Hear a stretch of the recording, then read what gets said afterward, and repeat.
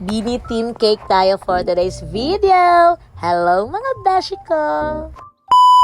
Ay, sa wakas naka-voice over na po. So, dugay na po kita balik voice over, no?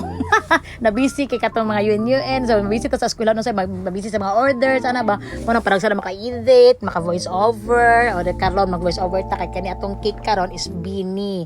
So, kaning Bini, pag first order ani is kanang nalibog ko. Kisam ning Bini.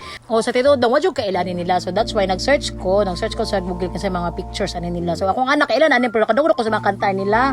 Yang kung mo din na sila Bini ko. Tanaw ko just kinsa na tama ko kinsa ni sila.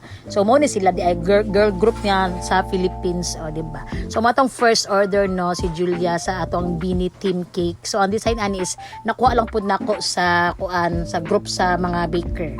Then another cake order Bini again. So pati siya ka Bini nga design ha.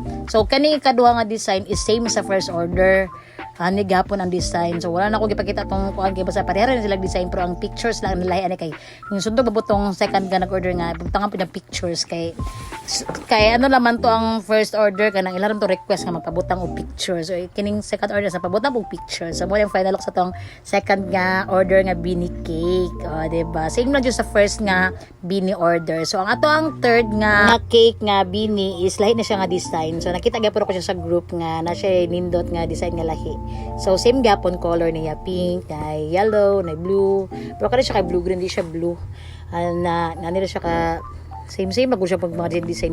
So ayan gihapon go nagapon siya ay Bini nga logo and then mga bulak-bulak nga design sa kilid-kilid. Ano na man pictures nga lahi lang ang pictures ani nila nga nakuha nako sa Google or nakita aga po na ko siya sa sample. So mo pero kung gikuha nga picture, makita naman siya rin sa i-search nimo.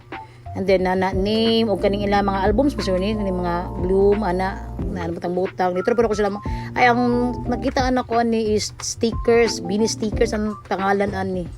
Matuglisod ka siya i-search. And mo itong final look sa atong third Bini cake design. So thank you so much. So ang last po na itong cake is Bini again. So Bini ni tanan. So same ni siya sa design sa ika-third na itong cake.